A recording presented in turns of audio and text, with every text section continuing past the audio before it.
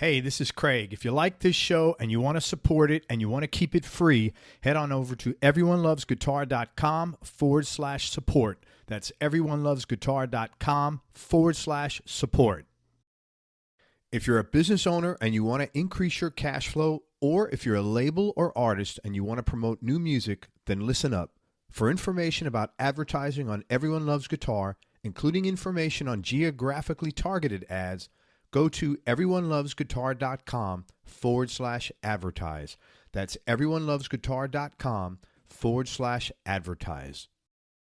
If you want to buy or sell a home or investment property and you're here in the Tampa Bay area, in Hillsborough, Pinellas, or Pasco counties, then listen up. West Florida Real Estate is a local residential real estate broker that's helped over 250 Bay Area homeowners buy and sell their properties in the last 4 years alone. If you're looking to sell, you'll want to get their free report, The 7 Biggest Mistakes Homeowners Make When Hiring a Realtor. And if you're looking to buy a property, you definitely want to get your hands on the 21 Most Expensive Mistakes Tampa Home Buyers Make When Buying a Home. Each one of these reports is going to save you time and money. Inside, you'll discover the 7 most important things to consider when hiring a realtor, what to do if you're buying and selling a home at the same time, and the danger of choosing a realtor who agrees with everything you say. To get your hands on these free reports, head on over to westfloridarealestate.com. That's westfloridarealestate.com. Hey, everybody, this is Craig Garber. Welcome to Everyone Loves Guitar. We got a very cool, interesting guitar player, a great player with us today with Prashant Aswani. He is out of L.A., and he's got a really interesting background. He started, and I'm sure you know him because he's like super popular online, and he's got a million gigs going on. He started playing tabla, which is really difficult to play at age 8. Man, you know, it's funny. Just to confirm that I knew what the tabla was, but just let me make sure. And I looked at it and I'm like, I watched a bunch of dudes and I'm like, how did you play this at 8? It's really difficult. You need really powerful hands to do this, Yeah, I mean, I think the accuracy of where you hit the drum head is actually the most important thing to get the tone. But yeah, I mean, sure, like the hands end up getting stronger, like with any instrument. Yeah, it's a complicated instrument. That led him to playing guitar. He continued playing guitar through school and joined a jazz ensemble. He says he had no idea what he was doing, but he had a good teacher that saw he had a good ear, so he mentored him and he coached him through reading charts. He went to Berklee, focusing on jazz composition and performance. In his second year, he got the honor of Guitar Night at Berklee, and that was a concert held by the college where just 7 guitarists were chosen from the whole school to represent a given genre of music. Andy Timmons, who was on this show quite some time ago, and John Petrucci were the headliners. In year 3, he then met Mike Varney from Shrapnel Records, and he introduced Prashant to Greg Howe. Prashant took 3 lessons from Greg, and then he asked him if they could start working on a solo album for Prashant. He was always writing music, so Greg was down to see what kind of stuff he had up his sleeve. They ended up doing Prashant's first 2 solo albums together, where Greg produced and engineered them. Those albums are Revelation and Duality. Revelation was released worldwide in 98 and 99 in Japan. Released worldwide in 98, and in 99 in Japan. Prashant then lived in Italy for a couple of years, performing, teaching, and doing sessions. And he also wrote a column for Axe Guitar magazine, and then he later toured Japan. He finished a Duality album after that, and he had to take a short break due to an illness that his grandmother had, and he cared for her until she passed in 2000. In 2001 and 2002, he worked with pop artist Christina Milian, and in 2003, he worked with Justin Timberlake. That guy is so talented, man. And performing with Justin and Pharrell Williams, I guess he goes by. He started working and doing sessions and producing and engineering. And then he released his 3rd album with Rhonda Smith, excellent bass player, and Joey Heredia in 2010. In 2012, he released Frequency for Lakeshore Records, and 2013 Visions with Jose Pasilius, the drummer from Incubus. Producing and mixing have been a major part of his career in addition to playing. Currently, he's in a new band with Rhonda Smith again and Shane Gaalaas, who was recently on the show here. the drummer, and that band is called CIC, right? Yes. And they had their first show this past week at the Baked Potato. Went down great, and they're currently working on new material for an album. Prashant also has his 7th solo record coming out soon. He's got a new signature set of EMGs that we'll talk about. They're called the Revelation set, named after his first record. They're passive pickups. And man, thank God I'm finished. This is a mouthful. I screw these up routinely. And then the radio show, Black Swan. Right. He's got a radio show called Black Swan on the Ruckus Avenue Radio. And I'm just making a ruckus. So what's up, man? Thanks for coming on the show. Thanks for having me. I really appreciate it. Man, who introduced you to tabla, and how did you get turned on to guitar from that? My dad, actually. My dad was he's an avid music fan and was growing up. It wasn't really an option for him to be a musician, but he's a talented kind of Indian classical singer. And we used to go to like all kinds of Indian concerts, classical Indian concerts. So when I say that, I mean raga based, where, you know, it was very traditional. And I'm assuming this was when you, before we started the interview, when you were over in India and not here. Well, no, there were tons here too. Like really? California, where we grew up, had quite a bit of an Indian base. And there's a fine arts, San Francisco, and like they, you know, they're just very open. They were always very open to like Indian music. And so they would have little concerts there. Or so we would go to house concerts, all kind of concerts with like really, you know, famous Indian musicians now, right? Back then, and this was in the 70s and 80s, you know, before I was 8 years old. And so I had kind of an affinity for tabla. I wanted to play because Zakir Hussain, who we saw many times, and my mom actually went to the same school that he did growing up. That's cool. And, what are the chances of that? You just said there's like 1.2 billion people in the country, and they're at the two of them. Yeah, that's weird, man. Yeah. And I think back then it was probably 800 million, but still, it's just very random. And so, you know, we knew him, and you know, and so I wanted to play tabla. You know, I wanted to be like Zakir Ji, and so I started playing at 8.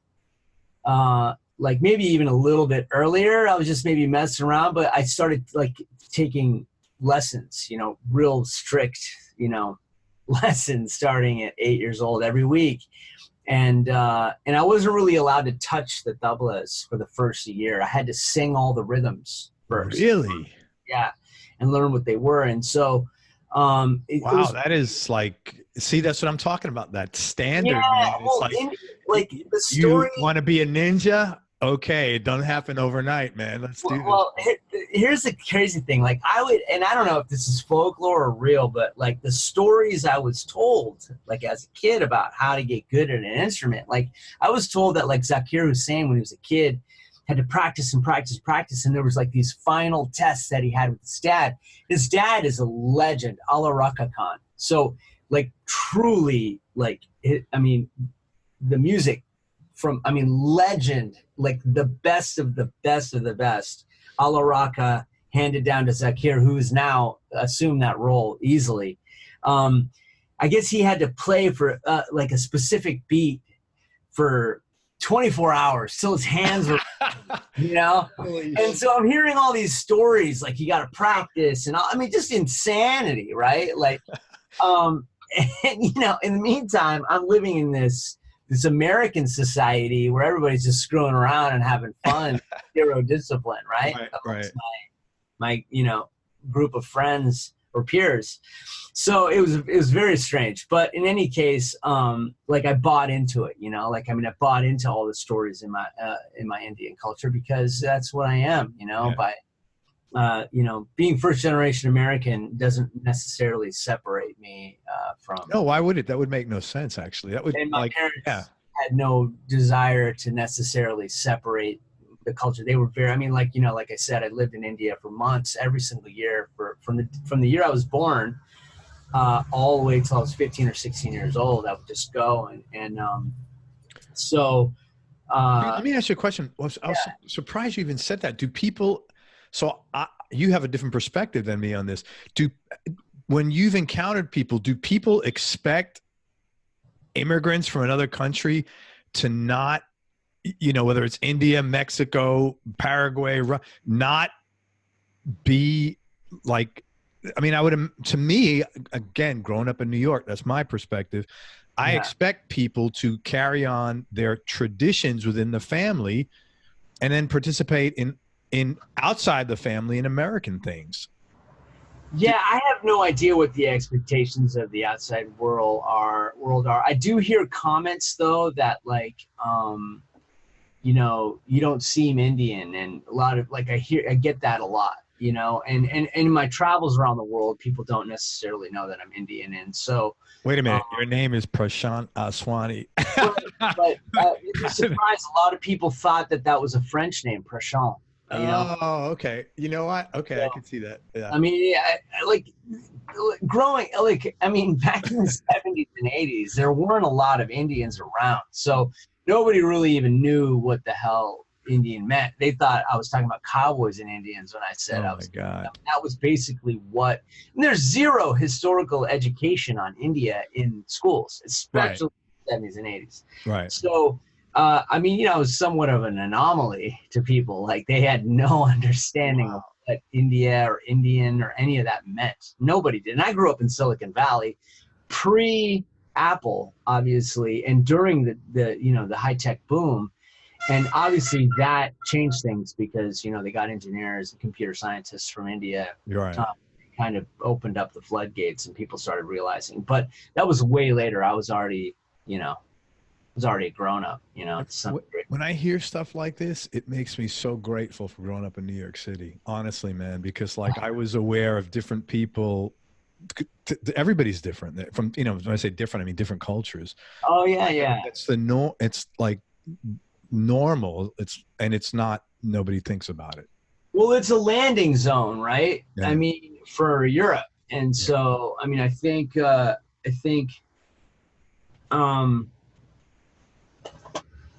yeah, I mean, New York's just a different time. I mean, plus this was pre-internet, pre all of that, like pre-cell phone, pre all of it, Yeah. So it's the world was pretty much where your neighborhood, Right, yeah. I mean, you don't really know about the world unless you travel. Fortunately, I traveled a ton. Yeah. Because of my dad's work, he was always traveling, so we'd just go, and I loved to do it. I was doing it since I was a kid. You'd just be like, "You want to go?" And I'd be like, "Yeah, why not? Let's go."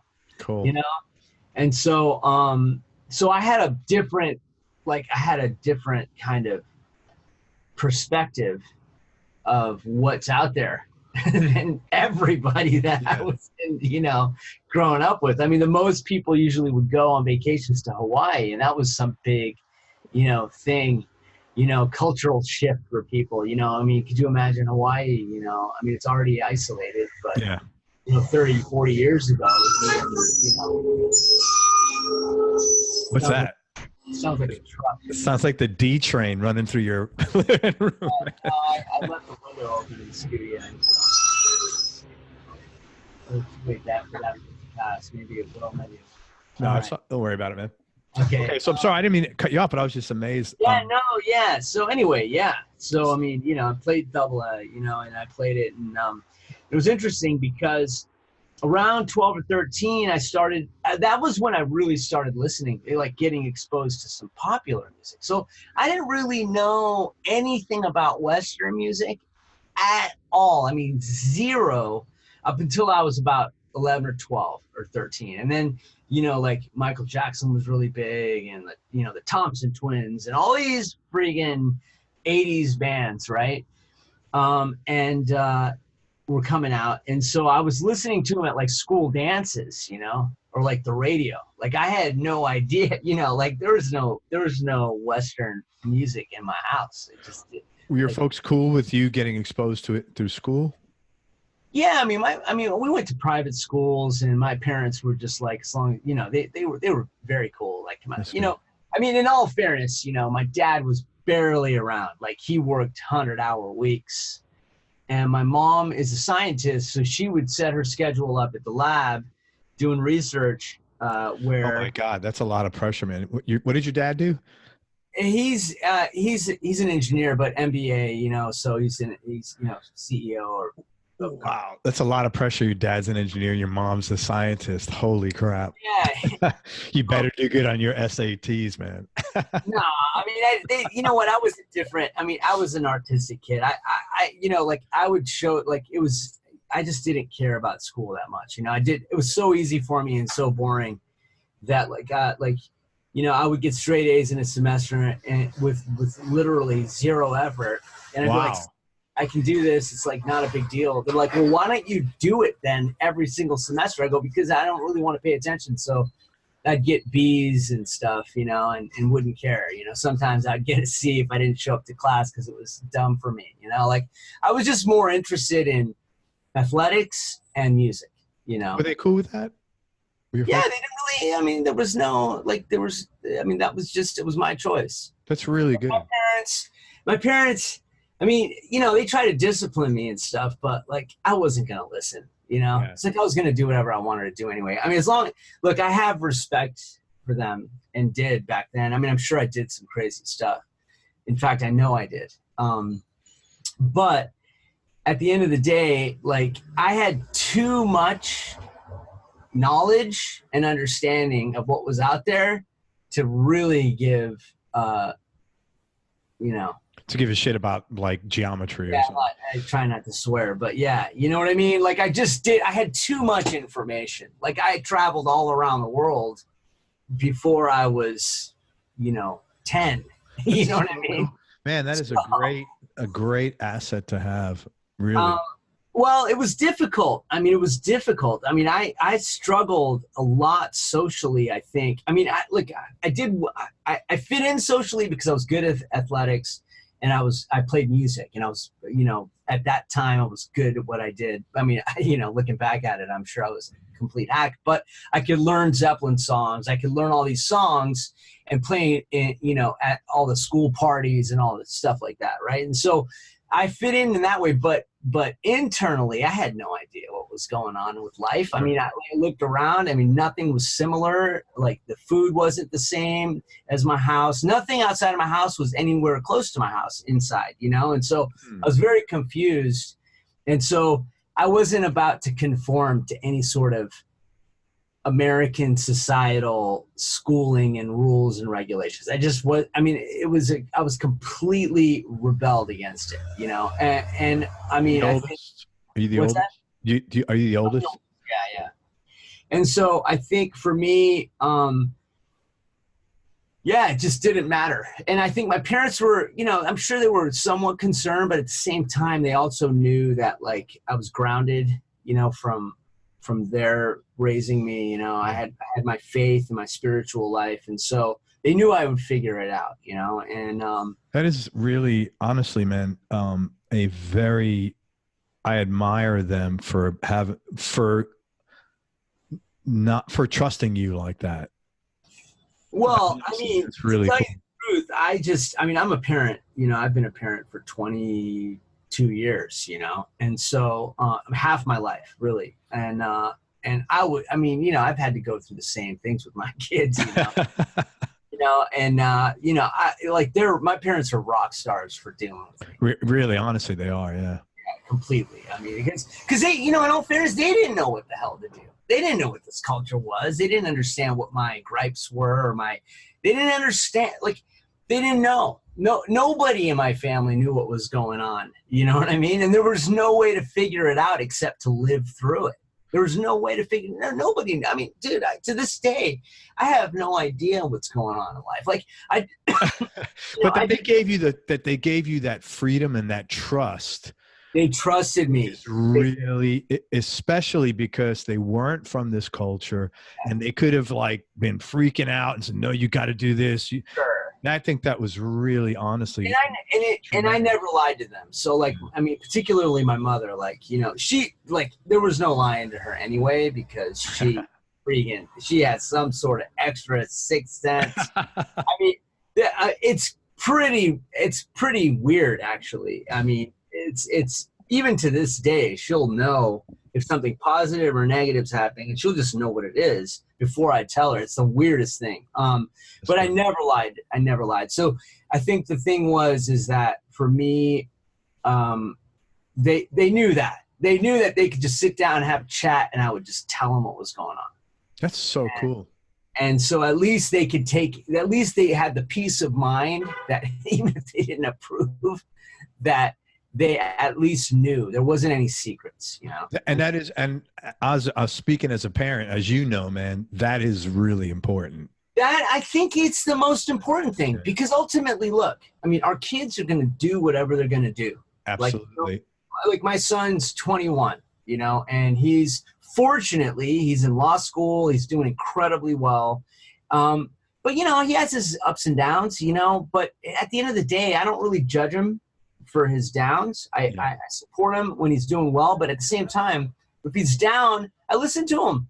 You know, I'm just grateful that he's willing to tell me all the stuff. Right. And then I offer some solutions. And I'll say this, we have a great relationship. And I mean, I'm very proud of my son. His name's Ignacio. And I'll tell you, like, he actually listens and takes a solution and then finds the success in it after it's applied. And, you know, like that's the secret, you know. It's like I don't force anything on him, you know. You can't. I mean, no, I mean, and if I'm upset or have some disapproval of something, I'll just say it like that. I'll be like, you know, this isn't good, you know. I'll just tell him like this isn't a good situation, and I'm not happy. You know, do you want to fix it? Are you ready to fix it? If not, then, like, you know, let's talk about something else, you know. But like, I just can only pray that you don't continue down this path, or whatever it might be. Sure, you know? sure. Never anything hyper dramatic, but you know, it's I guess it's all to scale to where they are in their lives, right? Sure. At 15 or 17 or 20 or 21. Now he's a grown man, you know. Like, you know, he was here visiting for a few weeks earlier this year, and yeah, he's doing great, you know. My daughter, that's a whole separate story, you know. Like, I feel you, man. becoming a teenager in the next year or so, and so, you know, she's going through her own ups and downs. But it's the same thing, you know. You kind of I parent the way I parent is the way I was parented. I give them a leash, but I'm always there for them. I always guide them as best as I can, as much as they'll listen. And no matter what they do, I don't judge them, you know, because you can't have expectations, man. No, and I don't let them feel like they're judged, you know. Like, I think that's the key, and I try to apply that, like, in all my relationships, you know what I mean? Like, I don't really care what someone does, you know, even if they do it against me. It's like, okay, I just got to look at it as a big picture type of thing, and it makes my life easier. Oh, 100%. Oh my, that's the secret to all this. You're not doing it for them. It's less stress for you. It truly is. I mean, at the end of the day, you know, like, holding on to grudges or resentments just upsets my own day-to-day well-being. It doesn't make anything positive for me, you know? No, totally, man. You know, it just interferes and distracts, you know. My mental state is probably the most important thing, you know, in terms of creativity. For sure. On any given day, it's just got to be clean, you know. If I'm clouded with junk in my brain, I can't create. I mean, obviously, if I got a job to do, I do it, but it's a struggle. It's not where you want to be when you're. No, absolutely not. So, man, we got off a field here. I'm glad. This is interesting. So you're playing tabla. Yeah. Who turned you on to guitar? Well, okay, so there was an older kid that I knew who was, like, into heavy metal. His name was Bobby, and he you know, he was an Indian kid, and we'd go to his house, and he had a guitar, and then I kind of expressed some, like, interest in it, but I think I was probably like 10 or 11, and then like I got it. My first cassette was Flock of Seagulls. Yeah. And I got two at a time, and they were gifted to me on my birthday. Someone gave me a Flock of Seagulls and Men at Work, Man from Down Under or something like that. Uh-huh. And or A Land Down Under or something like that. Like their big, you know, hit. And so I listened to those, and the songs were great. I mean, you know, they're just great tunes, great melodies, super catchy, great productions. You know, I mean, there's nothing negative you can say whether they were, you know, about those records. And so I was like, wow, these are good songs. So I wanted to write songs, but, you know, writing songs on tabla is not really something you could do. So my tabla teacher, I remember one day, was playing a groove to some of these cassettes, and my parents were like, "Oh, that's cool," and we were just kind of watching him do it, and it was badass, right? And so I got this other cassette, AC/DC Back in Black. That was my third groove to this. And he totally was, because there's so much space with Phil Rudd just doing his 2 and 4, right? There's so much space with the guitars, so much space for tabla, right? And so he did these killer grooves, and I'm like, I looked at my parents and go, man, I want to get a guitar. And they were like, okay. So my mom went to India, or we went to India. I came back early, and my mom came back. She brought this acoustic guitar for me. It looked like a 335 shape, and it was called a Gib Tone. Oh my God. And it wasn't an electric, it was an acoustic. And so I got it, and I spent hours. Not a Gibson, a Gib Tone. Yeah, I was like 12 years old, and I spent hours with this thing. I just spent hours with this thing, man, in my room with the door closed. I wouldn't go out and play. I just didn't care. I just was like, just hitting notes all by myself. No lessons. My parents were like, do you want to take lessons? I'm like, no, I'm cool. I wanted to see what this thing is all about. And I just started writing my own things. I mean, obviously nothing brilliant, or, I'm sure nothing, brilliant, but I was very interested in composing. That's like innately, that's what I love to do. And I did from the very start. That's what I wanted to do. So I did. And eventually, a year later, they saw me so interested. I was like, hey, can I get an electric? And at the time, I just started working. I was working a paper route from when I was 11. So I would save up some money, to get stupid things. Like I used to race bikes, so I'd get the tape around my handlebars, just stupid little upgrades that I needed, or maintenance things. And I raced bikes competitively on a team for a while, and till I was 16. And so, I had to have a job, because I had to buy my stuff. And so at 13, I got a work permit, because you did at that time. Right. I remember that. I had to get one in New York. Same thing. My dad signed it and stuff. And I got a job at Round Table Pizza. And my dad went and talked to the owner, and they agreed. And oh gosh, that was one of the hardest jobs. I worked there for years, through high school and junior high. And so I made $3.33 an hour, and I saved up after, I worked on weekends and after school, and I saved up, and after, a year or whatever, or 6 months, I had enough money to buy a guitar, and I wanted an Explorer, a Gibson Explorer. And that's unusual for a first guitar. Well, I just, I loved that. I loved that look of that body. And so I got a Gibson Explorer. It was like $375. I think I had like $300. My dad just threw in the rest. And so I got it, and I didn't have an amp. So I plugged into my dad's stereo and played through that. No distortion or anything. Didn't even know how to even get it. I turned it up loud, and I would blow up his speakers, Then a year after that, I got I was borrowing a guy's amp, and I was in a garage band almost right away, with some friends. And so we were learning Zeppelin tunes and Rush and all of these songs, right? That I could learn, Scorpions and just whatever was kind of easier for me to learn by ear. And so, and I would have my homework, to learn these songs for band practice, So eventually I got an amp. It was I think I got a Fender Stage Lead. It was a combo, and it was a solid state amp. But I got that thing to sound good. And I think for having that combination for most of my early, that was all I had till I was in college. And I think it really forced me to, get a sound that I was hearing from these really epic guitar players out of my hands. Because you couldn't any other way. So I had to dial it in. And so ever since then, I think is where my search for tone started. I didn't have the gear, and I didn't even know that gear existed outside of what I had. And so I tried to emulate tones from this, combo and guitar that I had. That's really cool, man. And forced you to step up.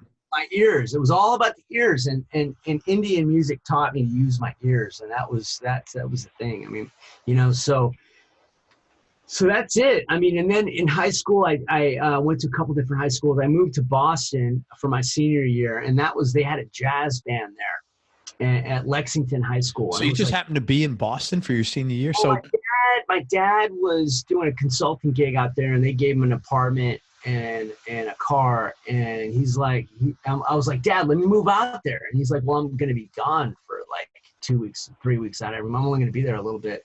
I go, yeah, but that's cool. Let me just move there. I want to check it out. And so I just did.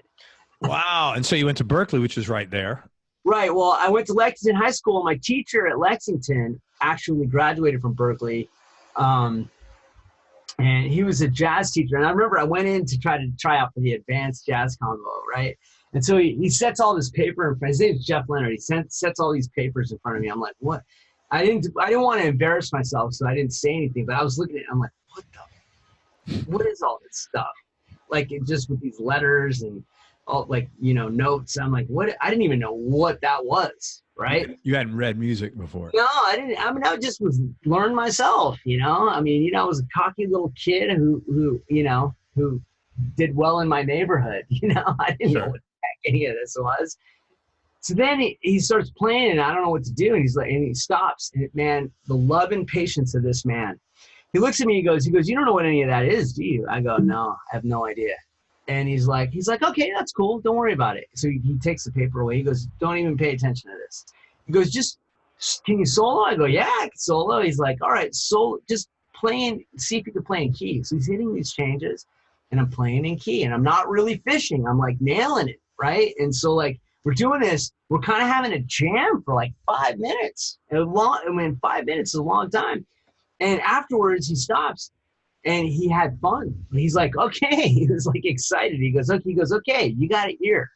So now I got to teach you what all this stuff means, because you ain't going to be able to communicate with musicians without it. I go, what do you mean? We just like jam. Like, I just use my ear. He goes, you can't do that.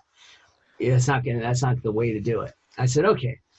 So after school, he said, you can be in the intermediate thing, but you're going to have to learn some songs, and I'm sure you're going to learn them by ear, but I want to show you after you learn it by ear, I want to show you what it means on the paper. So we did like Larry Carlton tunes, all these guitar kind of bass tunes.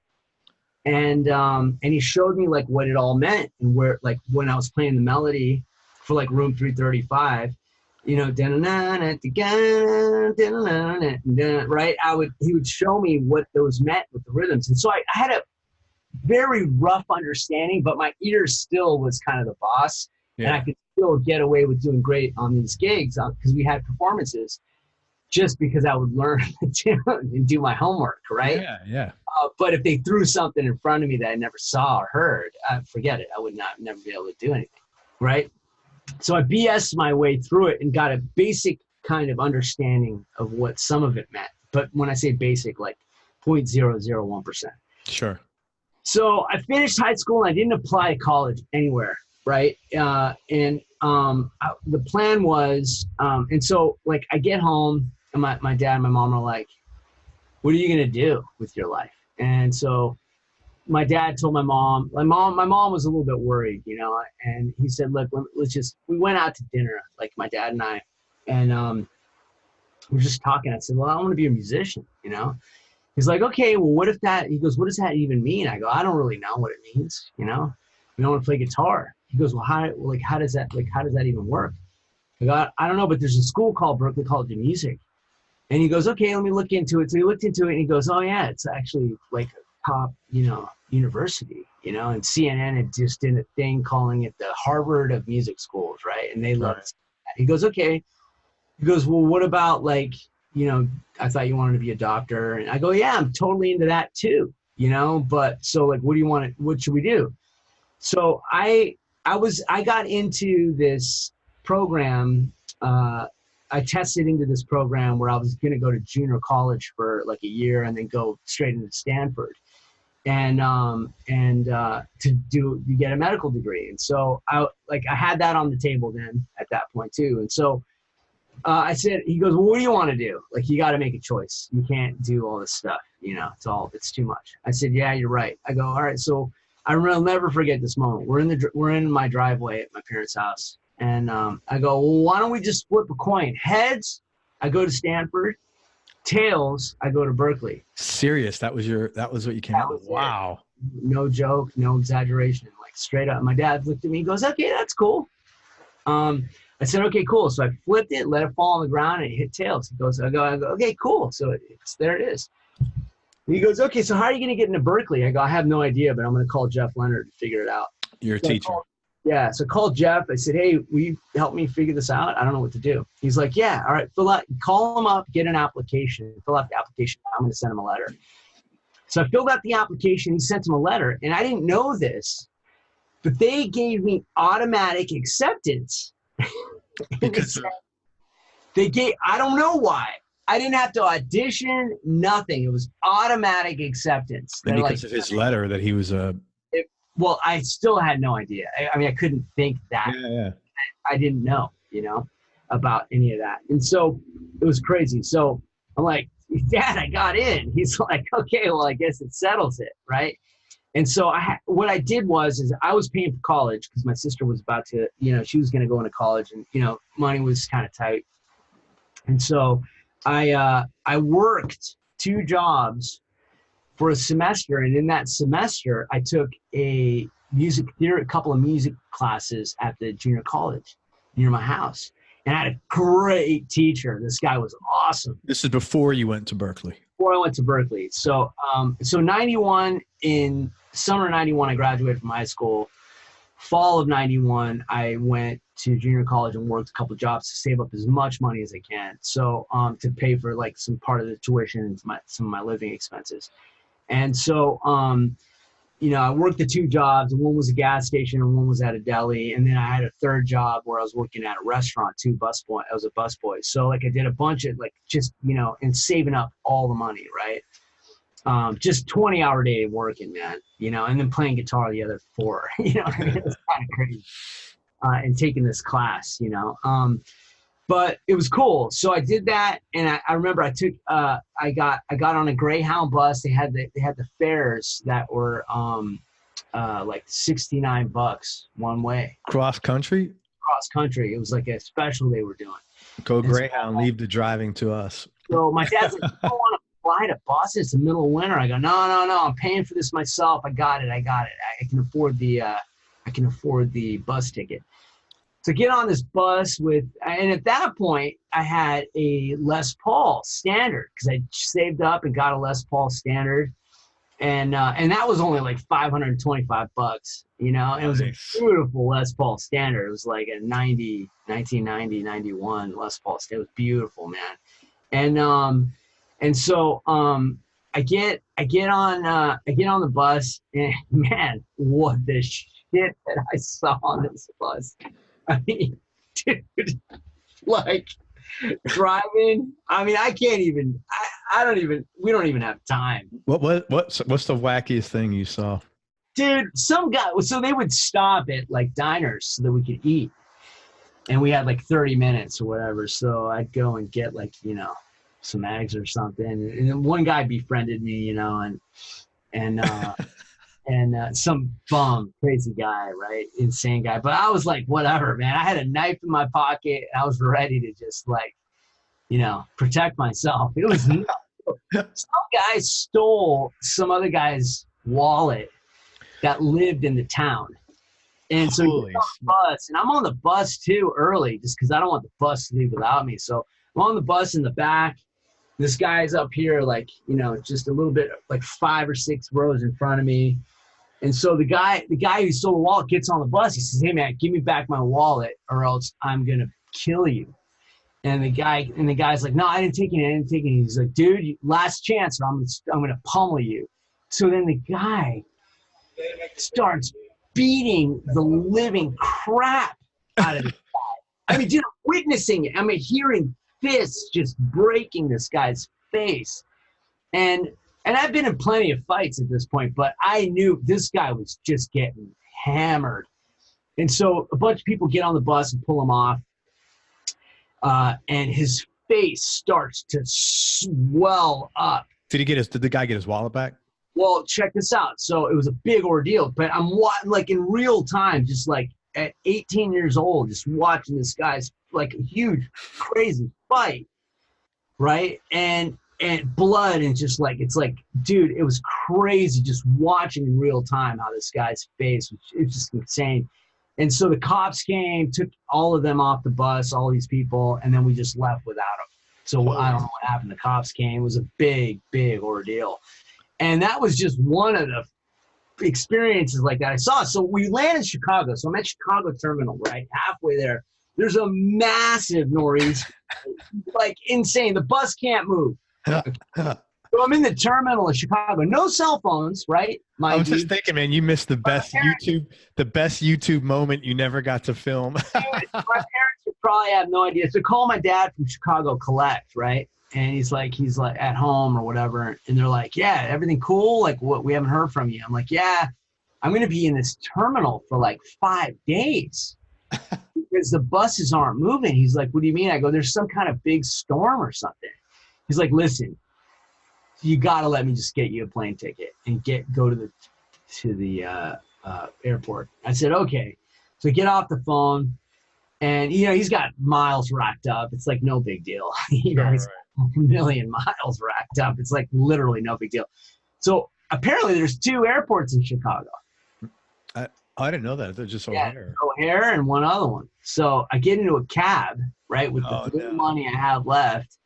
He's like, which airport? I go, I don't know. Like, and I have no way of figuring it out. So there's no cell phone. Like, I can't figure this out. Like, I don't know where I'm going, what I'm doing. He goes, well, all right, I'm going to take you to O'Hare. What airline? I go, it's American. He's like, all right, I'll take you to O'Hare American. It's going to cost like $26. And I'm looking at him, I'm like, all right, I got it, but I don't have anything more. He's like, okay, give me the money. I gave him the money. And he took me to O'Hare. And so, I get there, American, the flight's there, right? So I call my dad at the airport. I go, yeah, I can board in like an hour. I'll just have to wait an hour before they're boarding. He's like, okay, get on the flight. I go, what do I do when I get there?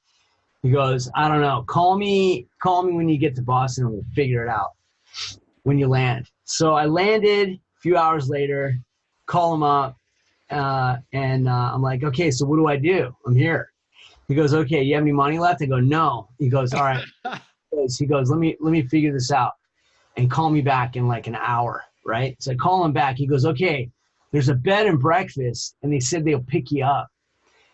So tell me where you're at, and I'll call him and tell him. I said, okay. So I told him. He goes, okay, they'll pick you up. And he told me the name. And so I stayed at this. I hadn't showered in like a week, dude. Oh, my God. I mean, it was just a disgusting mess. And so showered or shaved, it was like nuts. And so I get to this bed and breakfast. They give me a room with a bathroom, and I took a shower. They gave me a hot meal, and that was it, right? And so then I called my dad. I go, all right, so I'm going to the dorms. He's like, cool. So I walked like a mile and a half from the bed and breakfast with my guitar and my suitcase in the winter. You must have. Dorms. I mean, it was frigid cold, dude. All I had was my leather jacket, no gloves. That was not. Oh. And so I get to the dorms, and I get a room, and I get settled, and then that was my Berklee start. Holy crap! Wow. I don't think I've ever told that story to anybody. Hindsight 2020. You should have hopped on a plane. I would imagine you'd say, right?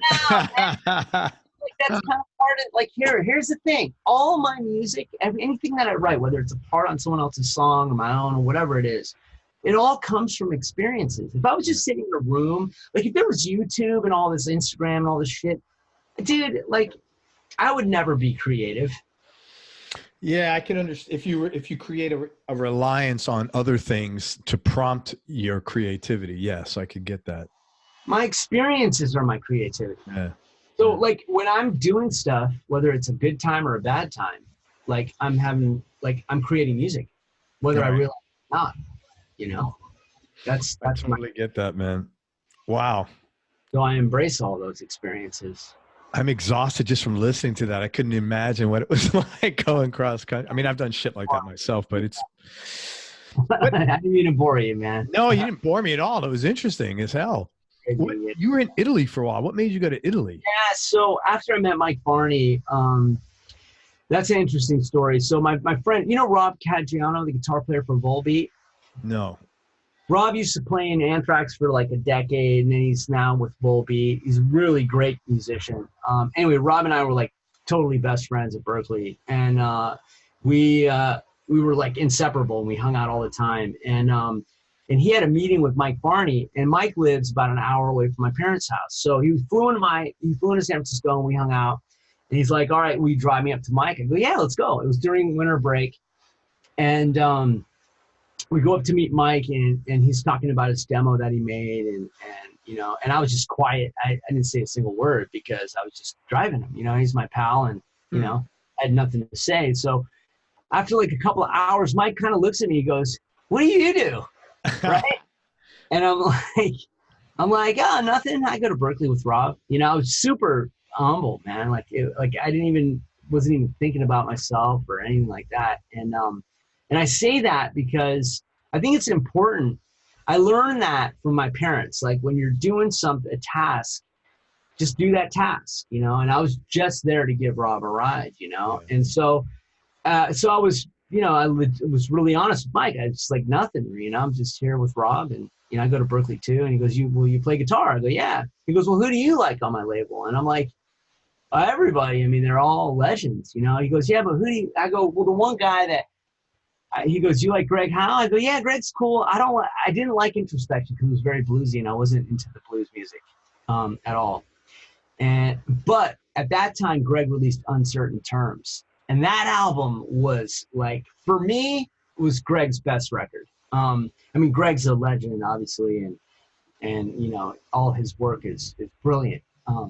So not to discount it, but that record resonated with me. And I said, this guy like is out of control. Like, I don't understand how he does this. Like, and creates this very strange compositions on that record, but very creative, like hyper creative. And so he goes, oh, that's great. So he calls up Greg. He goes, Greg, can I give this guy your number? And he's like, yeah. And I'm like freaking out, So, and Rob loved Greg Howe's Introspection, right? So we both loved Greg, but different records, right. Parts of them, And so we get back to Berklee, and Rob didn't call Greg, but I did. I'm like, hey, man, like, can I take a lesson? He goes, yeah, you live in Boston. I go, I'll take a bus out there. It's cool. So I took a bus. Where was he? Easton, PA, dude. Oh, my God. That's not 10 minutes away from Boston. No.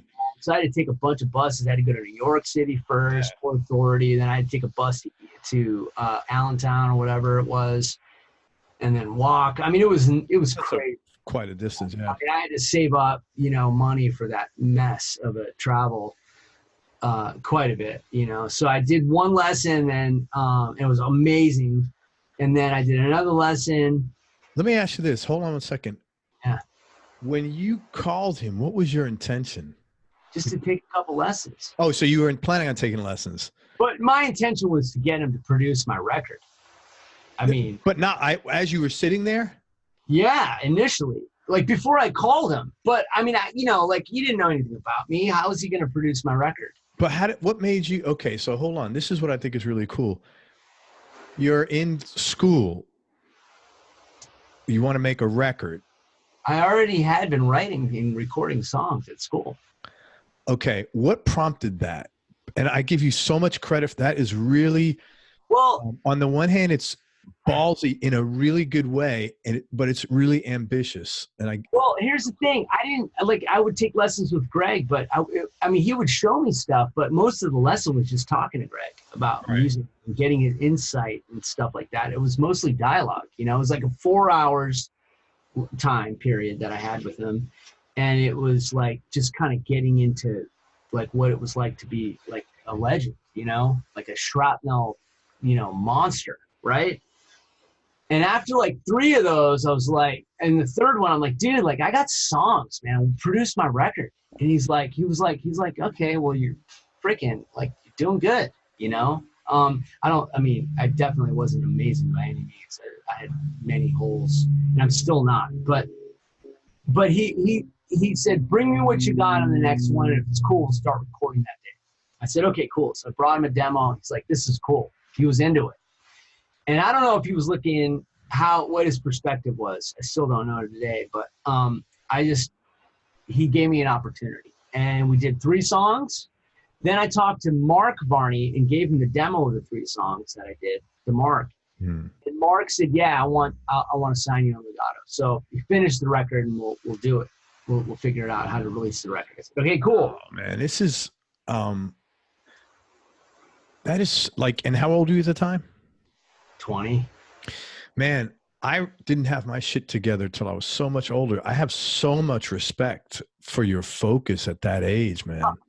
I mean, that's really, really impressive. Thanks. But I mean, I'm sure it was not easy to work with. That's a separate issue, but just the fact that you said, hey, I've been writing, I'd like to put, I mean, there's a lot of ambition for a 20-year-old that is like not in a recording studio all day, making records. You know, it's almost like a guy who's, you know, working in a factory and says, you know what, man, I want to be a senator. I want to be the state senator one day. It's like, whoa, it's a big leap of faith. And I really, that's very impressive, man.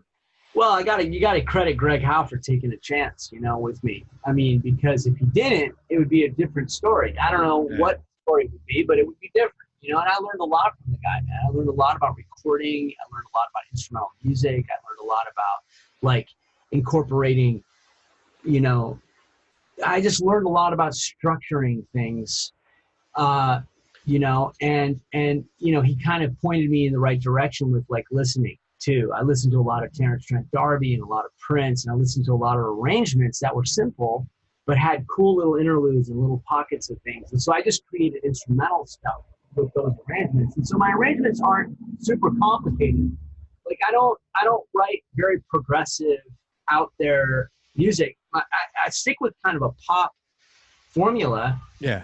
And for the most part with my songs, but it works, you know. And the key Greg taught me, I think, to it all was to find my sense of melody.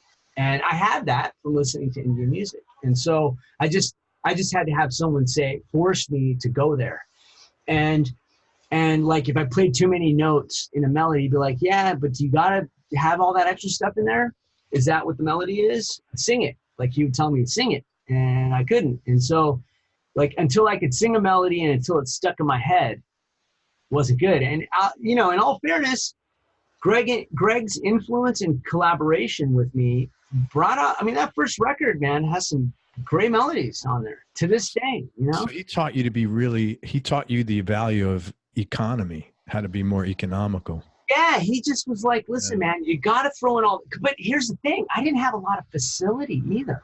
So, he saw that. I mean, I didn't have Paul Gilbert, Greg Howe, Vinnie Moore facility. I had some props, but nothing even remotely close to a shrapnel artist. You know what I mean? Yeah. But what I did have, the strengths I did have were my rhythm, my grooves, catchy as grooves I wrote, and my melodies. And so Greg saw that. He's like, well, you got something else. Do that, you know, and your chops will follow. You'll figure out your chops thing. So this is what always blows my mind, you know, and I hear these stories all day long, literally. Had Rob not said, hey, Prashant, can you give me a lift? Yeah. I mean, serious. That's like if he didn't ask you to give him a lift to Mike, I mean, your life could be totally different. It would be different. And here's the thing too, I'll add to that. If I didn't keep my mouth shut and I was like trying to promote myself, Mike would have probably thought I was some idiot, like some opportunist. But I kept my mouth shut. So this is the big question. Do you think, and this is always interesting to think about, was it destiny that put you, had Rob, like, you know what I'm saying? Because like this was all very organic. So was the universe behind this, or did you, I mean, and I always try to figure that out. I don't know. And there is no figuring it out. It's just it's a miracle, to be honest with you. Well, I mean, it all is. Here, listen. Yeah. I'm glad that you said that. Like, and let me make it really boring and simple. The fact that I breathe while I'm sleeping, okay, is nothing short of a miracle. Yeah. Right? The fact that I can go to sleep and automatically I'm breathing and staying alive and wake up the next day is a freaking miracle. So I mean, my perspective, it's all a miracle, man. It really all is. And I don't mean to make it super boring and simple, but it kind of, when you make it seem that way, at least for me, I appreciate life differently. Well, yeah, you stay in a very humble and sort of like gratuitous state, which is like a lot less stress and, you know, just a better place to receive more of that, to be honest with you.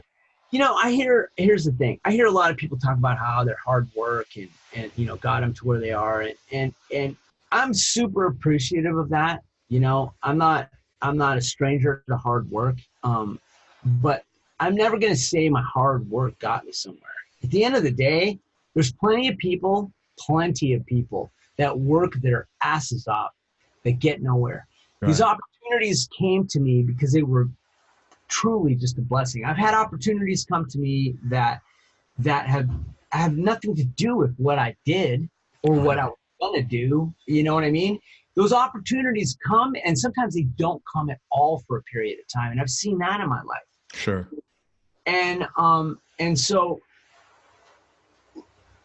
it's really, life is just about these moments that happen. I'm not sure if they happen for everybody, but at least for my life, I've had these moments of opportunities that have come. And sometimes I've been ready and done a great job, and it's led to more opportunities. And sometimes I've totally failed. And like it's been bone dry, you know, for a period of time, you know, and I think for me, like, you know, when I failed, I had other things going on and I wasn't ready, you know, to capitalize on something else, you know? You know, I don't regret it because other things have happened and I am the person I am today. My life is the way it is. Sure. I'm really happy with the way it is at the moment. And so I think, you know, that's just what it comes down to. So my hard work is one thing, and hard work, I think, gives me a lot of satisfaction on any given day, and I can sleep at night well because I work my ass off. Right. But it doesn't make me have any of the opportunities that I have. No. You know what I mean? Did I make the most of it with Greg and finish an album? Yes. Did I, you know, do well enough to get him to, I don't know if that's why did he do a second one with me? Who knows? But I got to do a second. Well, he obviously had a good experience, you know. Maybe he why did. People do stuff, you know. I honestly, I can't speak for him. I got a second opportunity. Yeah. To do another one, and so I did, you know. And so, you know, yeah. I mean, that's basically what it is. And everything's an opportunity, you know. Like at the end of the day, you know, like how did Shane, Rhonda, and I get together and start working on this record? I mean, I've worked with Rhonda quite a bit on quite a few things. Sure. Shane I just met, but I've been a huge fan of. But there was an opportunity to make this happen, and Shane like went out of his way and booked a gig for us when we weren't even ready for a gig. We didn't have a record. That guy's got a great work ethic as well. Oh my gosh, he's a hustler, man. Yeah, I mean, both him and Rhonda are my mentors. You know. I mean, I'm fortunate to be collaborating with them. Let's go back. I could talk to you for a long time. I want to be. There's a lot of questions. Yeah, man. Look, go back. I want to skip. We had Ask Italy. We didn't even get to that, but let's go to. We talked about this before we started recording. It's a pretty noble thing that you did, although you probably don't think it's noble, to take care of your grandmother while she was ill. I was curious, how long did you put the pause on to spend time with her, and what did you get out of that experience? Okay, well, just briefly, and like I had just finished recording my second album, and I got back from Japan after doing a promo tour for my first record that they released, and then my grandmother fell, and I think she broke her hip, and she got pretty injured, and she was not really mobile. And so she needed someone to kind of care after her and kind of be there with her. And so she was living at my dad's brother's house in Los Angeles. Okay. And so she would trade houses, you know, my dad's brother in London for like a year, then us for a year. And then, you know, just, you know, and it was good for her. Sure. And speak for all the kids, and we loved her, you know. It's still, I mean, you know, it's amazing. So she was there all around me growing up, you know. I was with her all the time. And so she's very, very important woman to me, you know, very important. Is your dad's mom? Yes. Yeah. Okay. My mom's parents also incredibly influential in my life. A whole different interview. But so they weren't able to because of some whatever there was going on. So there was kind of a discussion of where was she going to go. My parents were working. Everybody was working, you know, and and there was kind of a little bit of a squabble going on. And I was just like, I kind of thought I was just kind of observing, you know, doing my own thing, but observing. And I get back into town and I was just like, you know, look, I'm just going to I'm going to move back home. And they were like, everybody kind of looked at me. I go, yeah, I'll get a job at a coffee shop working from 5 a.m. till 1 p.m. And then I'll spend, you know, that time with her till you get back from work. And then I'll just figure out what I'll do. So that's what I did for like a year. I literally went from making a living as a musician to that. And during that time, I had gotten a gig on the Columbia Records Roadshow, and I was out of town for a little bit of time doing that. And it was a pretty lucrative gig. It was great. Back then, they paid well for everything. And then, you know, I was at home. And then when she finally passed, I mean, dude, I found her, you know, I was, you know, I would leave my bedroom window open and there was hardwood floors walking down the hallway, and she would use her walker, and she was my alarm clock. Cause then after she would use the restroom, I would get up. It was like 4 o'clock in the morning, pretty much on the money. And I remember one morning the morning she died, I heard the walker go in, but I didn't hear like her come out. And so I woke up. It's like, what? And I kind of knocked on the door, and then I opened it like briefly, and she was, you know, laid down like in the bathroom. Wow, man, that's intense. So I ran across the house to my parents' room, and I said, hey, listen, like, you know, I was yelling. It was like, call 911. They're like, they didn't know what was going on. So I grabbed the phone. I called 911, and they said, wait outside for the trucks. Fire trucks, ambulance came. My dad was with her. They came in, tried to resuscitate her for like about an hour. They were trying, solid hour. And during that time, I just felt her spirit leave, you know, and I remember, I'm not much of a crier, but I remember just like in that, for like about 15 seconds, I just was crying by myself in one of the rooms. And then I stopped and I was at peace, you know, like, and it felt really good because I was with her for that last part of her life. We would play cards, you know, I'd make her lunch. We just had it was awesome, man. Yeah. I listened to stories about what it was like in India, you know, all these deep stories about what it was like in India, like raising the kids, not being able to read and write, how, like all the struggles they had to go through. She poured her heart and told me, and I asked her all kinds of questions. And that was the time I really, you know, laid into it.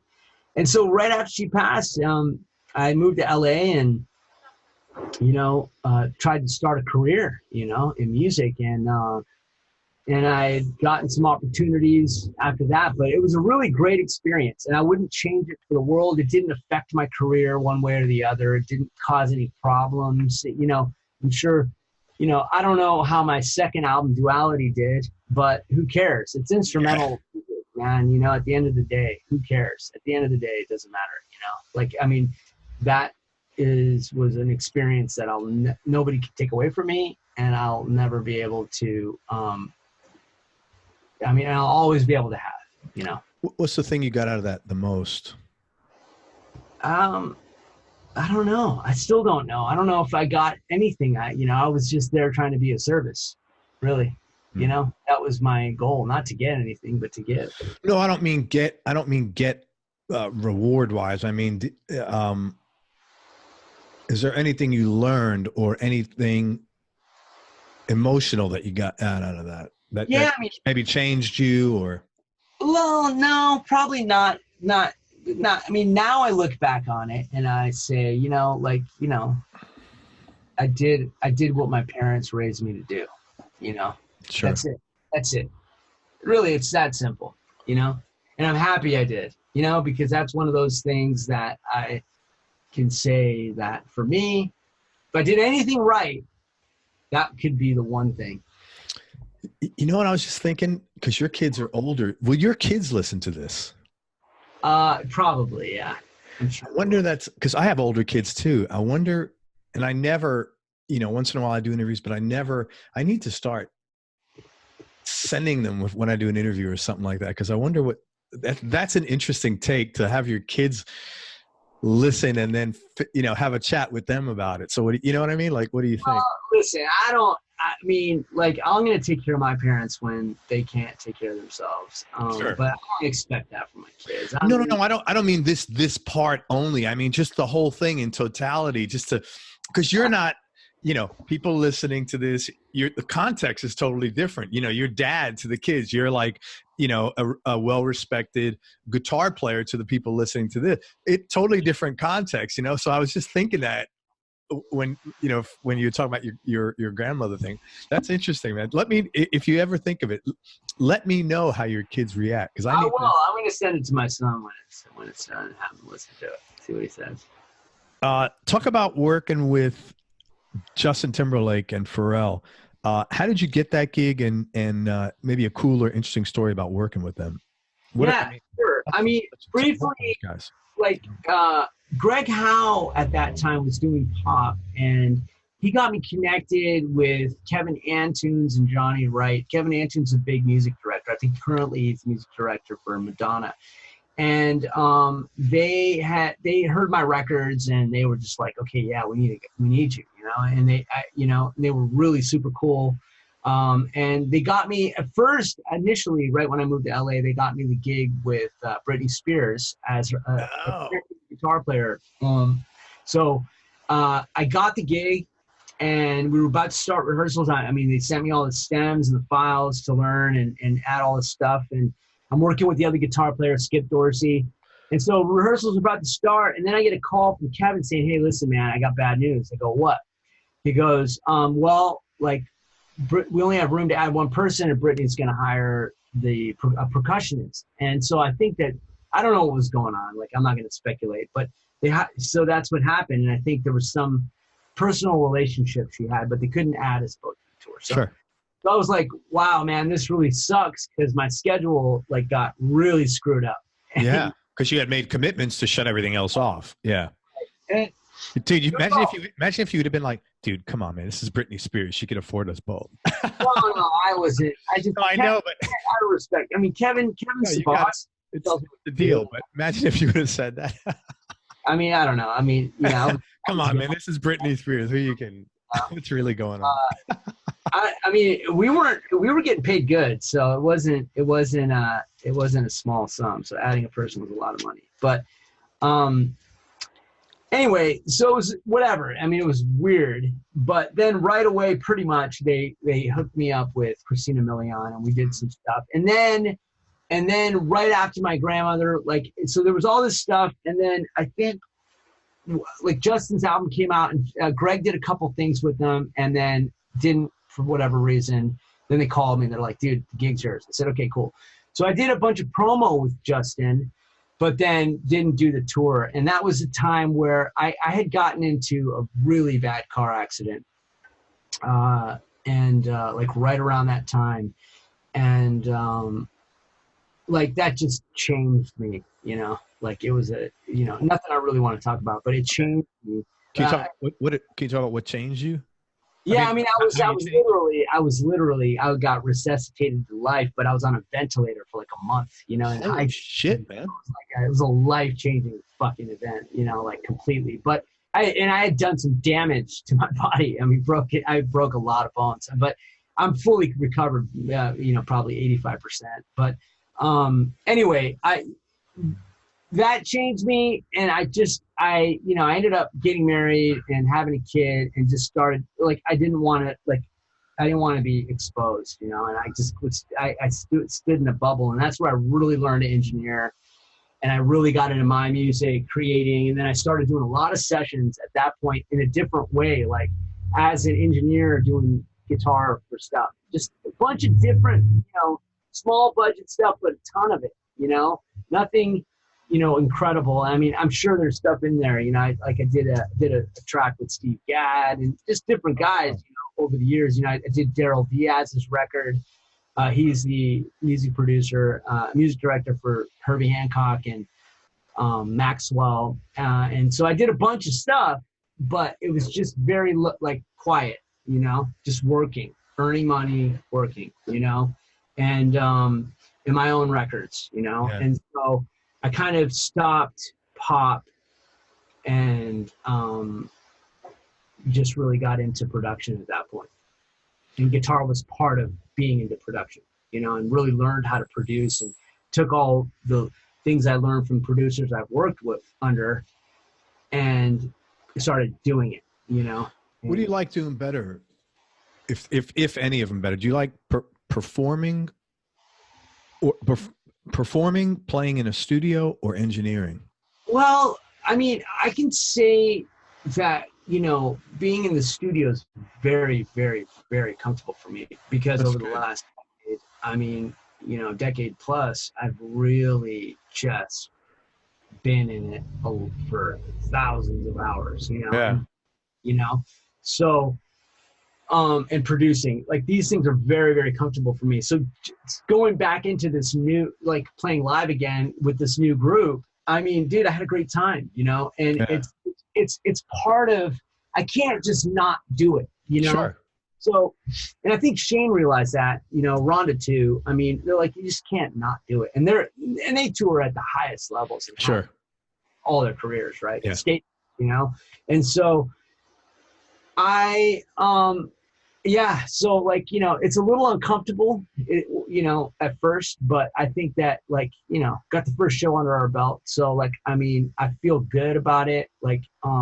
Things are positive, I'm looking forward to this new live on the road thing before I have kids again with my wife, and so that's kind of the plan. Wait, you're having kids again? What is that? Yeah, I got remarried. Oh, okay. Over 3 years ago. Okay. Yeah. So okay, cool. So you're gonna get ready to do it again. Wow. At 29, I think now. Right. So you're ready to do it again. Wow.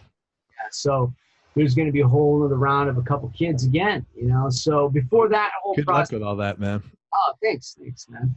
I'm looking forward to it actually. But before all that happens, I want to start doing a bunch of gigs. So it's time, and I think that I'll be better because of my age and the experiences. But right. And also all the time I've worked in creating, I think the collaboration process is going to it's already been really fun. So. Yeah, man, it's it's weird how life works. You start something, you take a break. And I mean, it doesn't, No, it's everything evolves, man. And it always keeps changing. And there's no, this isn't like, the old days you go work for Timex, you go work for some company and get your Rolex or your Timex in 20 years. I mean, I wish. I don't. I like emotional and career mobility and the flexibility to apply whatever you're into at that point in time. Yeah. Well, I mean, look, the opportunity came up, and it's something that, I love Rhonda and Shane to death. I mean, they're both just amazing human beings. First and foremost, yeah. Spending time with them is a great experience because we all kind of learn from each other about life and different things. Yeah, of and course. then creating music together is a beautiful thing when we do that. And so I think when you put it all kind of together, it's yeah, of course I want to do this, and see what happens. I have no idea. Nothing might happen, Nobody knows what's going to happen with anything, man. But secret, we have a beautiful chemistry, and we're going to see where it takes us. And I wish you a lot of luck with that. And you do have great talent with the three of you guys there. My God. Let's talk about gear for a few minutes. What's your go-to guitar, and what other two guitars would round out your top three? And has that changed over the years? Yeah, it has. So I was with ESP for 20 plus years, from the beginning of my career all the way till just a couple years ago. And then I tried a bunch of different guitars. I mean, it was my first time where I left the relationship. And Dude, you had a house cleaning, like new wife, new guitar company. That yeah, shit, it happens like that for a lot of people, man. it wasn't by design, but it Right. happened. Yeah. And I think it's good for both parties. Yeah, I'm relating to myself as a company. It's good for both parties. I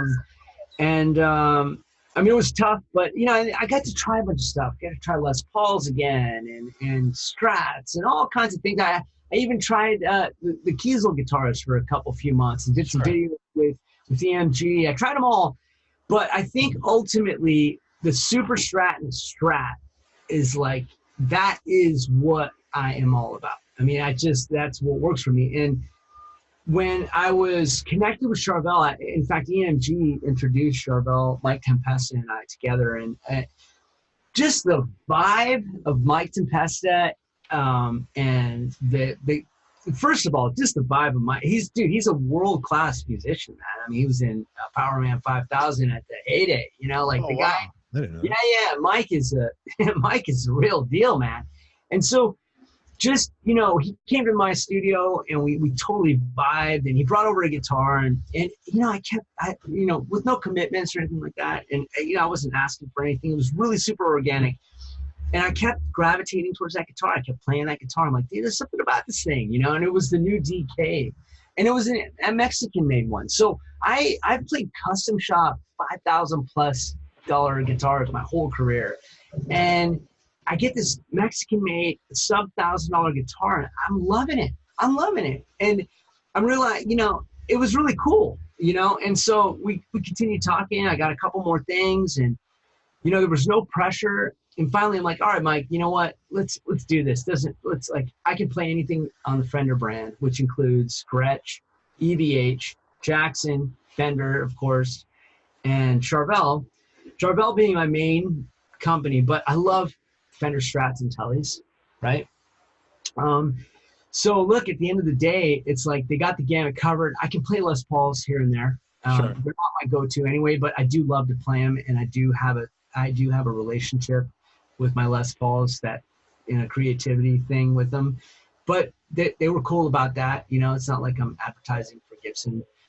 And at the end of the day, it just made sense. So like late last year, right before NAMM, we said, let's do it. And then, NAMM, they took care of me at NAMM and did the big blow up picture and the whole deal, man. I mean, cool, man.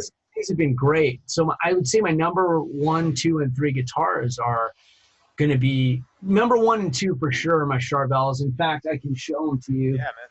Well, you said Super Strat. What do you mean Super Strat? Super Strat's basically a Strat with a different kind of bridge. So this is my main USA custom Charvel. I just got this, but I use this live too. Nice. And guitar. It's my signature pickups. And then also my other main one that I really love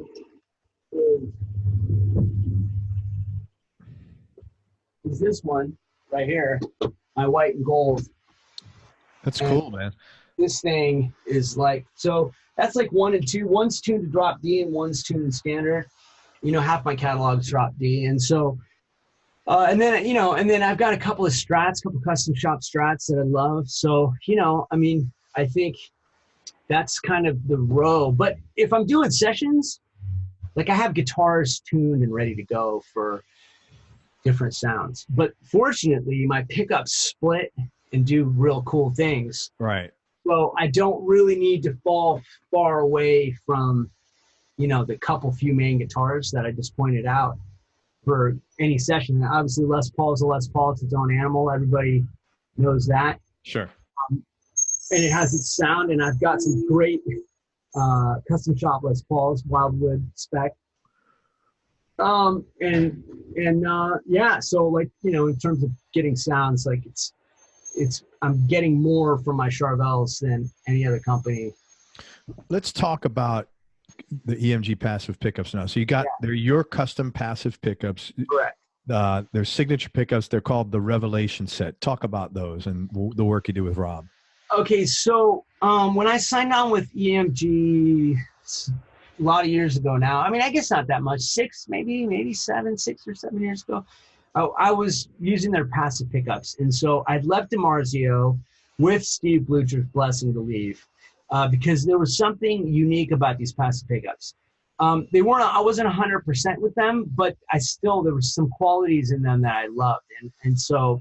Which is interesting. And I just want to point out, because everybody knows EMG is an active pickup company. Correct. Yeah. Correct. But I will always, I mean, I use some of their active pickups, by the way, because they're great. I mean, I think best active pickups on the market, you know, and I know there's other companies out there that make good quality stuff, but I mean, you know, listen, David Gilmour, Steve Lukather, I know Luke is with DiMarzio, but I mean, yeah, they've created iconic albums. Yeah. I mean, all you got to do is say Gilmour. I mean, I went through their artist list. Yeah. Rich Eckhart and country. I mean, there's every genre out there they're present in. Pretty much, you know, the connotation of metal is just what's popularizing them, but believe me, the total versatility of these active pickups is remarkable.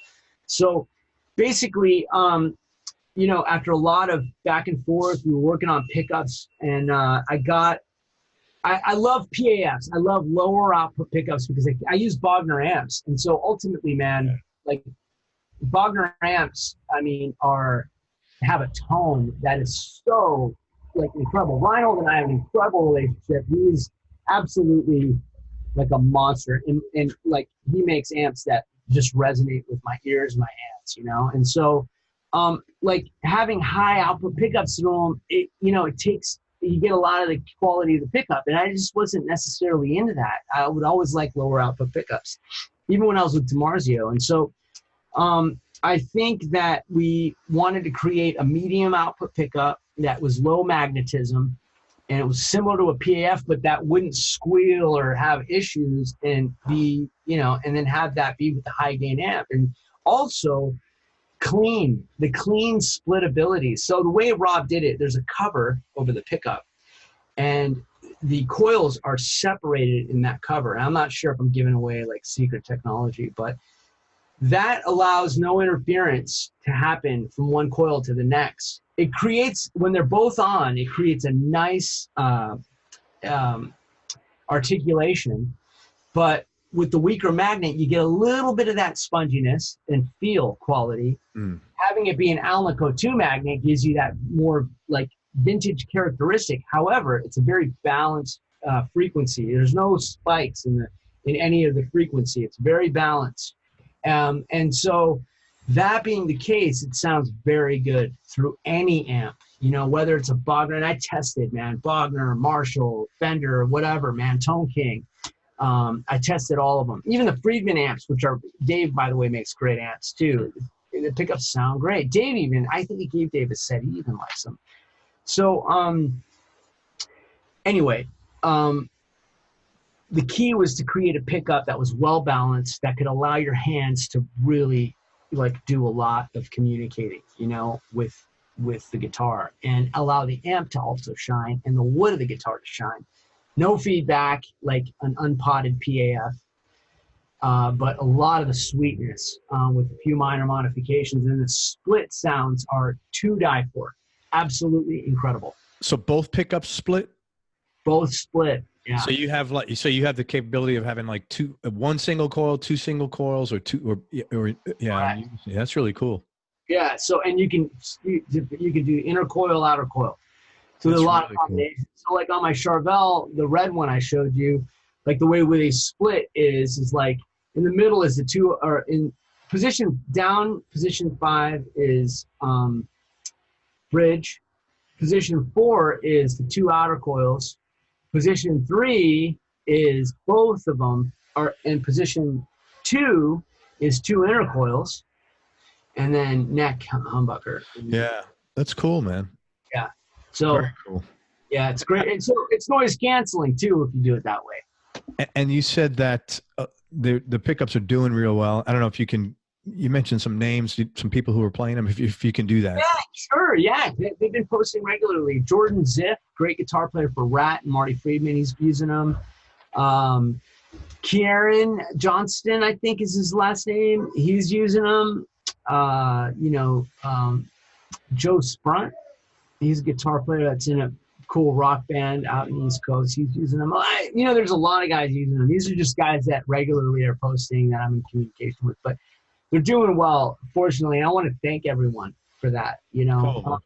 The pickup is not designed for me. It was designed by me and Rob for anyone, and that's why I didn't put my name on it. It's an EMG. I mean, Rob made the pickup, Sure. Rob's genius is what. Dude is a genius for sure, man. And he understood how my tweaks that I wanted to make as just being a professional guitar player, right? And he trusted that I had some good things to say to him, and he made a great pickup set. And we just called it the Revelation set, and I wasn't really even going out to set out for a signature pickup either. Like that's the other thing I want to point out. It wasn't like, hey, I want a signature pickup with the EMG. Hey, I want a signature guitar. Like, none of these things are things that I seek after. But if it makes sense, like it did after making this pickup, it was really good pickup. Like, you got to do something with it. Made sense. So you originally just met with him that you wanted him to design a pickup for you to something that you like, and you were perfectly willing to. That's it. That's it. And then it turned out that it was so popular. No, it was EMG's idea to release it and make it a signature. Well, he must have been incredibly satisfied with it. That's what it was. That's great, man. I mean, it's a great pickup, man. I mean, it's like, it's a testament to his incredible skills. I mean, it's all Rob, man. Just like with any kind of an amp that I work on with Reinhold, it's all Reinhold. I mean, my ears are involved in the tweaks. And so, I understand, my portion of the credit, but really though, I mean, like if the designer doesn't know how to translate that and make it, it's not going to happen. So it's really that, Rob gets the credit, EMG. And I will tell anybody, it's called the Passage. It's the Revelation set, and the best place to order them, not to slight any retailers, is just call up emgpickups.com, because I've dealt with them. They were sponsors of our show, but I dealt with them, and I actually had to deal with customer service because I'm an idiot, and I had to put these active pickups in there. And that is not my thing. Like when I wake up in the morning, I'm like, man, I can't wait. I'm not that guy, man. And it took me just like a little over an hour to put him in, which is a miracle. And then I had a glitch. I called customer service. I spoke to the guy. He's, hey man, just shoot me a picture. Emailed him a picture, and he's like, oh, you just have these two connections backwards. I'm like, so my point is, though they know and can take the time to help you through this stuff. And it was like really a positive experience. And when I called them up, they didn't know like, oh, this is right, Craig from the show or whatever. It was like, totally really cool. That's cool, man. Well, and I'll add too, like they're available at every major retailer: Sweetwater, Music Zoo, Guitar Center. I mean, every single retailer is carrying them, and they're available in different pickup cover options too. The Metalworks, Brushed Gold, Shiny Gold, Brushed Chrome, Shiny Chrome, Brushed Black, Shiny Black, Black Chrome, and then you got the plastics. Like I also use the plastic covers, the ivory, black ones, right? Yeah. Very so, cool, man. The Revelation set. That's right. And I'm assuming there's a video online of you demoing them. Yeah, there's a ton of them, man. Okay. And I'm actually going back to do a bunch of more videos with my Charvels, because finally, now that I'm, solidified with Charvel, I don't want people to get the wrong idea. I'm sure they are like wondering, well, why are you playing a Kiesel, or why are you playing? It's like, dude, I was trying out a bunch of stuff, during that time, and unlinked, So, tough question, but fun question. Desert Island Discs, top 3, no particular order, just for this moment, because I know I could ask you that. Probably Pat Metheny, Asphalt, which the live album Travels, I think it's called. All right. The double live album, for sure. Definitely Shakti, the first album they did in 1976, the acoustic version, which has 3 songs on it, with Zakir Hussain, John McLaughlin, and then I would have to say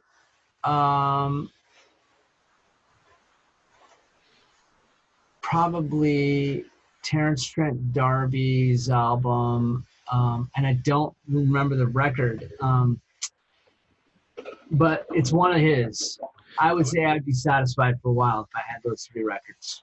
That was a big influence on your own compositional stuff. Terrence Trent D'Arby has a thing, man. Like on this one record, I mean, he does in general, but on this thing, I don't know if that's his name anymore. He might have changed that. Really? To what? I don't know. I don't think that's his name anymore. I think he changed it. Oh, okay.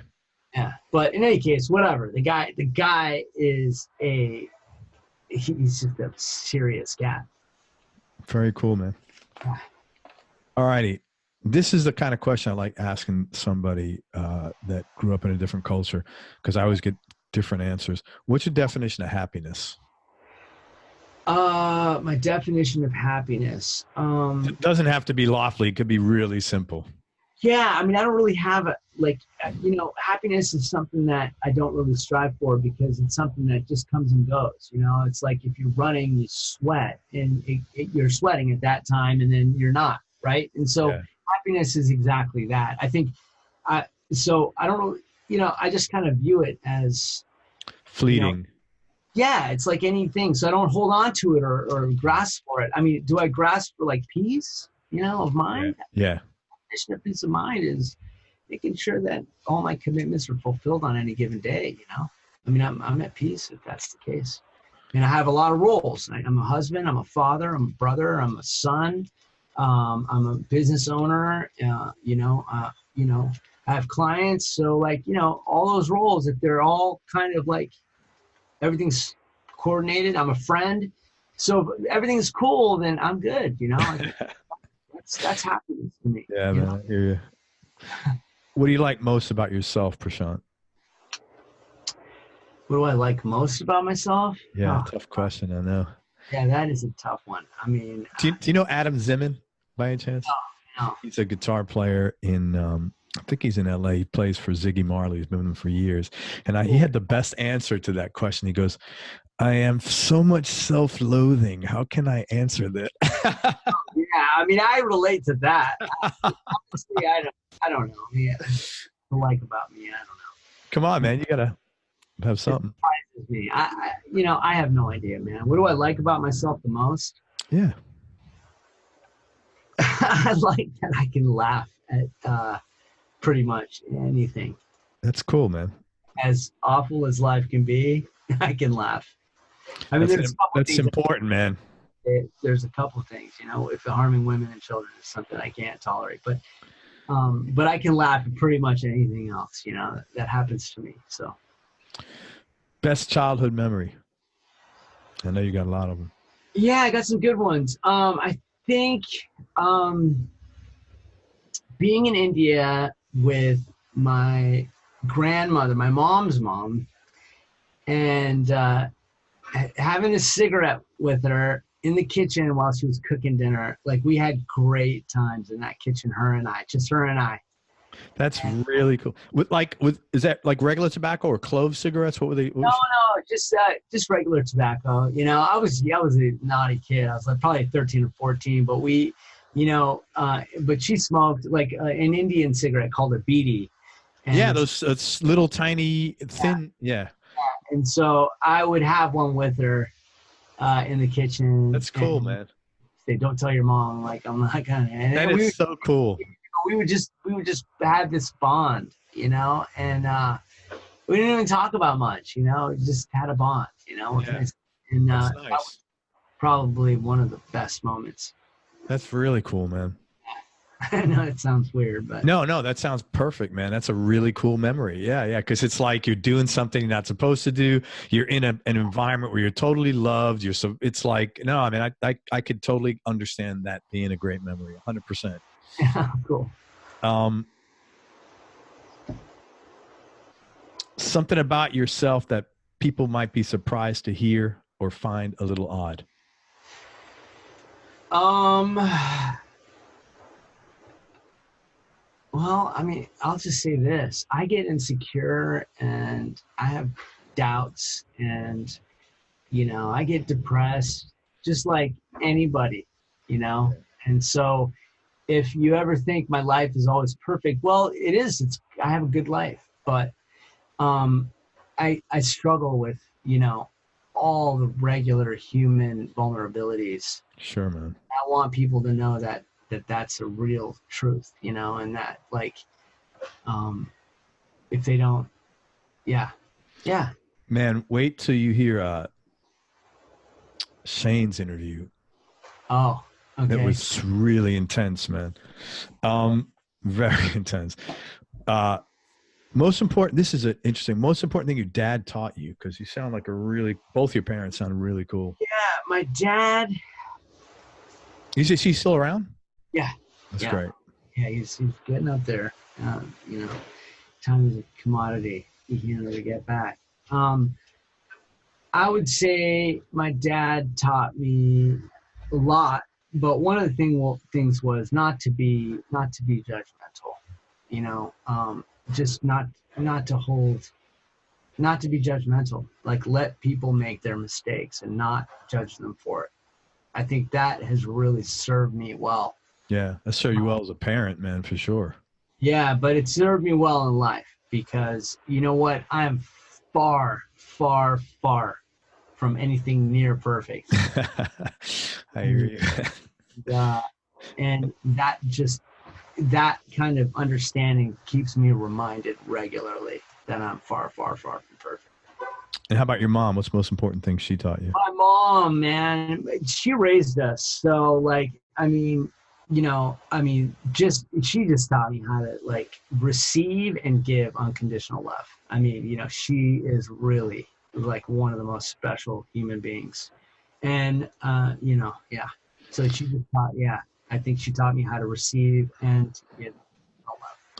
Man, you know what? I love when I hear that answer from moms because I see my wife like that and I envision, and I hope my kids will say that about her at one point because she's so good with that. And she's taught me a lot about that, but she's so good with that with our kids. So I like to hear that answer, man.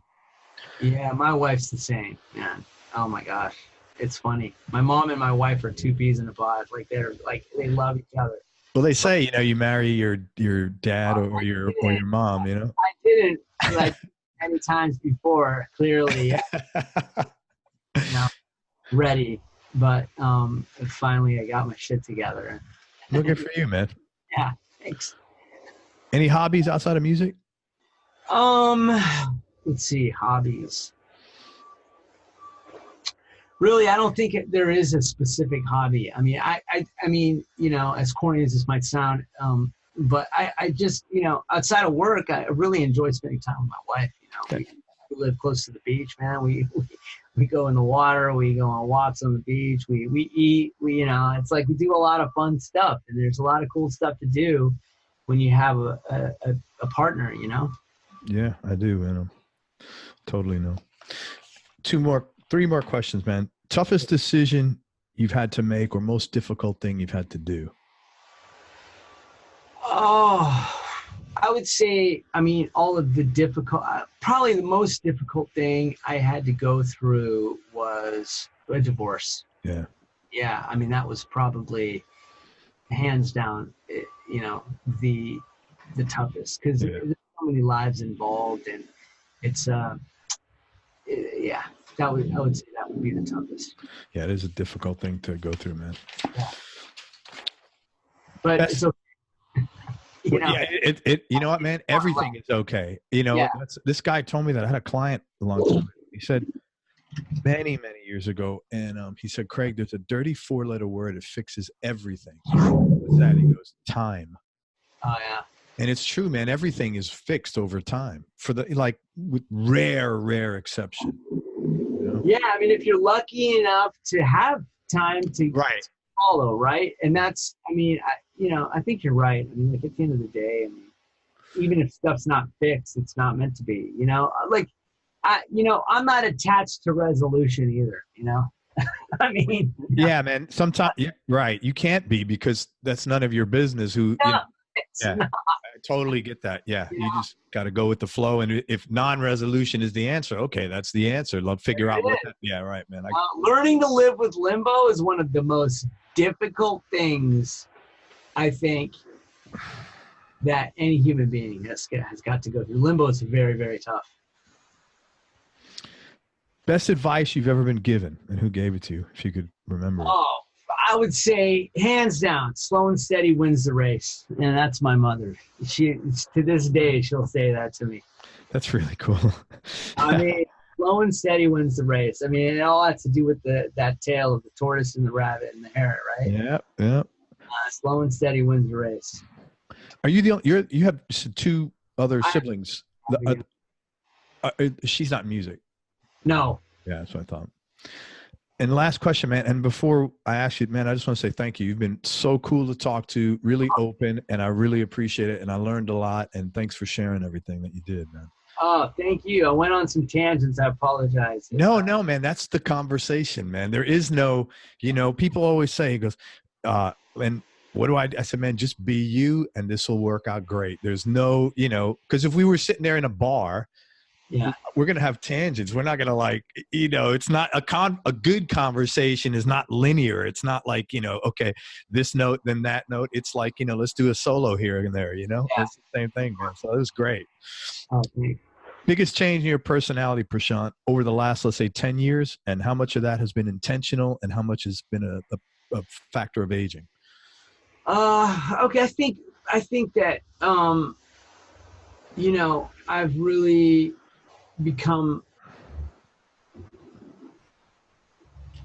I've changed a lot, man, over the last 10 years. I think that I think I'm more patient, and I'm more tolerant. And I think that has to do with just overall. So nothing specific, but overall, just more patient and more tolerant. And I know people say when you get older, you get less tolerant, less patient, but and I think that's true. Like when I'm driving, with things like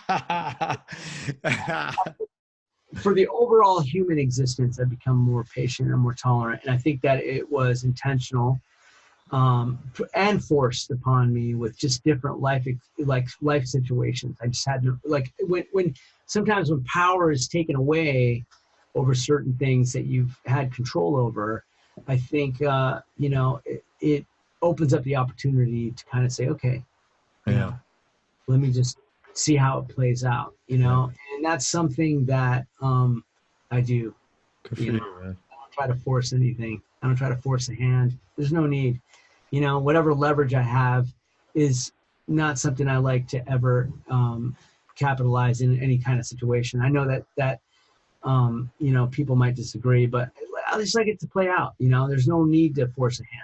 No, I agree with you there very much. Things will play out the way they're supposed to. And it's hard to accept that when you're a driven person, but you realize that your drive and your destiny you got to let them play out separate. Yeah. Or I surrender my drive to that overall what's going to happen, and I believe something's going to happen. I mean, look, don't get me wrong. Look, I don't want anybody to think that be complacent, be lazy, don't be a go-getter. No, I don't think that's. Because do all those things, but also when you hit a wall, it's like take a break. Yeah, right. Okay? One of the things that I learned was cease from striving. Yeah. And that's something that I've been able to enjoy because I'm so hyper addicted to productivity, man. But transitions and changes are going to happen, and productivity might not be at its peak with what you imagined it to be, but other things are happening. And so the reality is that there's beauty in other things that aren't necessarily having to do with productivity. You know what I'm saying? Yeah. It's funny you say that. I had been really, really, I don't know the word, maybe it is addiction to product, very measured. I measured my self-worth by productivity, and that is not really healthy. Well, I mean, look, don't criticize yourself because look, it's gotten you this far, but there are times I think here's the thing. I don't judge that, I just think that there are times where it's not possible, so I shouldn't beat myself up over it. You know what I mean? Right. You only have so much control, and I think I've kind of done that. And you got to let go and say, okay, whatever's meant to be, let's roll with it, man. That's exactly it. I totally get that. Right on the moment. Listen, man, I can't thank you enough. Let me tell people a little bit about where they can find you. First of all, Prashant has got some great YouTube stuff going on. And let me just spell his name. It's Prashant, Prashant. His last name is Aswani, Aswani. Check out and support what he's doing. Check out the new pickups by EMG Passive Pickups, the Revelation set. He does a radio show called Black Swan, and it's on, if they go to ruckusavenueradio.com, is that the place? Yeah, okay. And he does interviews on there. You could find him on social media, on Instagram at Prashant Aswani Official, and on Facebook at Prashant Aswani Music. Look out for CIC. I'm not going to ask you today. I want to know where that came out with, but when you come out with the record and you come back on, we'll have that. With Rhonda Smith, Prashant, and Shane Gaalaas, great musicians. Rhonda Smith, of course, Jeff Beck's bassist for years. Prashant on guitar, and Shane Gaalaas, his interview will be out a little bit before this one drops. And he's an incredible monster drummer, incredibly successful. And also Prashant's 7th solo album is coming out sometime soon, and I think he'll come back on here, hopefully, and we'll talk about that. Yeah, look forward to it. Anything I missed, man?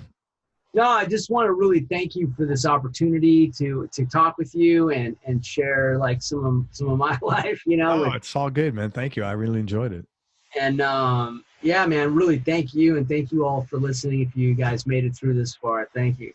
Very cool. Everybody, thank you so much for listening. If you enjoyed this interview, please share it on your social media channels. We appreciate your support. Don't forget that this is on YouTube as well as on podcasts, so subscribe to both channels. Please support and everything that Prashant's doing. Thanks very much, Prashant, for coming on the show. Make sure you go to everyonelovesguitar.com, sign up to get on our newsletter list so you and I can connect. And most important, remember that happiness is a choice, so choose wisely. Be nice, go play your guitar, and have fun. Until next time, peace and love, everybody. I'm out. Prashant, thanks for everything, brother. Take care. Thank you.